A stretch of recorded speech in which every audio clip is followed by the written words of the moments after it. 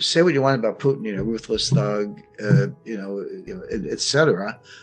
He's not stupid and he's not crazy. He may be the other three things I just said, but he knows what he's doing. And he said he was going to invade Ukraine. He's been warning us since at least kind of since 2008, clearly since 2014, and nobody believed him. You don't assume the other guy's bluffing. Right, maybe in poker for fun, but he's not the kind of guy that you assume is bluffing. He said he was going to invade. Well, recently he said, we'll use nuclear weapons if it comes to that. You're supposed to believe him. I mean, you're not supposed to think that he's crazy. You're not supposed to think that's an empty threat. And yet, so Poland has got these MiGs. They've been refitted. They got new up-to-date avionics, but they're kind of whatever 40-year-old MiG-21s, The idea was, well, could we donate them to Ukraine because Ukraine has pilots who can fly MiGs because they have some themselves, and that would give Ukraine some air power to fend off the Russians, etc. And you're like, wait a second, Poland's a NATO member. So if a NATO member is giving, is the MiG technically a NATO jet? I actually don't know, but I think that distinction will be lost on Putin. So then. So Poland's going to fly the jets to Ukraine. Oh, that's out. I don't think you can tow them across the border, maybe. Kind of vulnerable. But then the latest was Poland's going to fly them to Ramstein Air Force Base in Germany, kind of give them to the U.S. and let the U.S. figure out how to get them into Ukraine. And oh, by the way, can we have some replacements right away? So Blinken gets into this whole, well, we're considering interagency process to consider how to backfill. This is where backfill the Polish Air Force if they give us the MiGs. And then somebody else decided that maybe it wasn't such a good idea after all. But my point is, no MiGs are going to Ukraine. And by the way, that would be a really bad idea. That's goes back to this escalatory thing I was talking about, where you end up with nuclear weapons, nuclear war. But so a bad idea to begin with. But they just turned it into a process. Are they going to Ramstein? Are we got a backfill? Did we have it in the budget? And that's all they do. And so Putin has kind of a clear playing field. That's another great question because, first of all, these are the most extreme, serious sanctions, financial sanctions that have ever been imposed.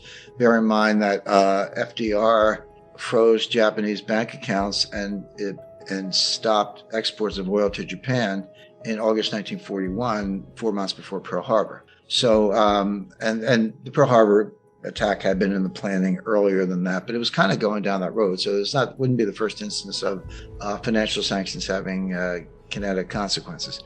But some of it's easy. So, although I saw one of our U.S. senators the other day said, we're going to freeze Russia's gold. I'm like, how are you going to freeze it unless you leave it outside in the winter? I mean, it's physical. It's in Moscow. How exactly did you plan to freeze it? But that's one of the reasons I advocate physical gold for nations and individuals, is because it's not a digital asset. You can't hack it or freeze it as you can, as my friend Chrystia Freeland, our petite neo-fascist in Canada did to the truckers. But I do know her. So here we are slamming Russia with all these sanctions. Probably the Russian economy will contract 20 to 25% over the next 6 months. I think that's a realistic forecast. It will hurt. But what no one in the White House seems to have thought about is the blowback. And that's the first thing you're supposed to think about the second move before you make the first move. These guys just blunder into a move and say, oh, yeah, that didn't work out. But let me give you a concrete example. This has been written about. So the United States cut off semiconductor exports to Russia, period. Not just that, not just as a primary boycott, but as what's called a secondary boycott, which we said to everybody in the world, most pointedly the Chinese, if you make your own semiconductors with our equipment and our technology under license from us, you can't sell that to Russia either. So this isn't just about, Intel can't sell semiconductors to Russia. That's true. Chinese semiconductor manufacturers can't sell semiconductors to Russia if they're made with our equipment, which they are. But basically, all this stuff kind of, comes out of the U.S. in the first instance. So, okay, does that hurt? Yeah, that hurts. Avionics, military applications, et cetera. But what people don't realize is that, look around your kitchen or any part of your house or get in a car. A car is basically a computer on wheels. It has 1,400 semiconductors.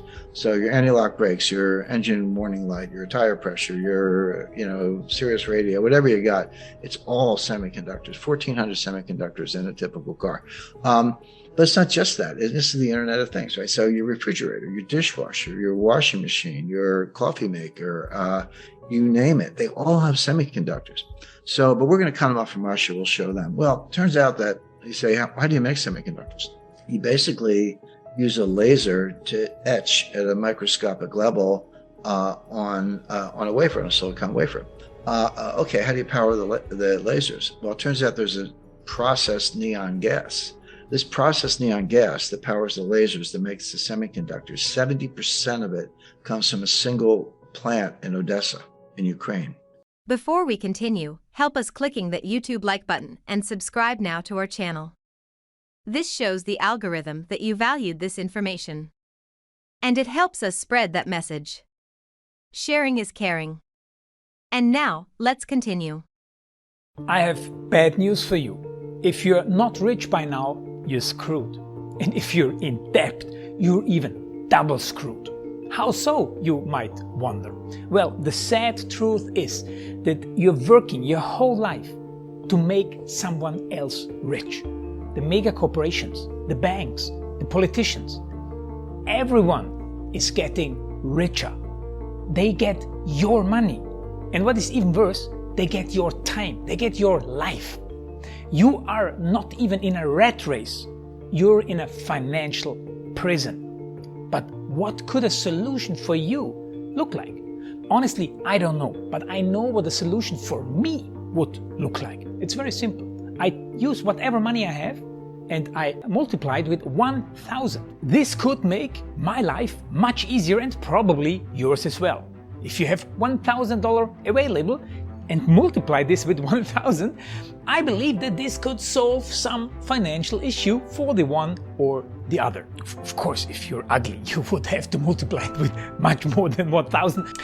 My name is Marco Stan, and this is what I decided to do. I decided to 1000x my money. This is not a joke. I know what you may be thinking. What is this guy talking about? How should this work? This is not possible. Well, I made a detailed video where I laid out my plan. And some clever folks might even want to look at this plan and copy it and do exactly what I do. This is just a little hint on the side. You have two options. You leave, you forget what you have seen. You do whatever you're doing and you hope that somehow you get some other results. Good luck with that. Or you click the link below the video. You enter your email address because I'm not showing this to everybody. You at least watch my video on how I plan to 1000x my money. The choice is yours. Make the right choice. Join me. See what a different future you could have.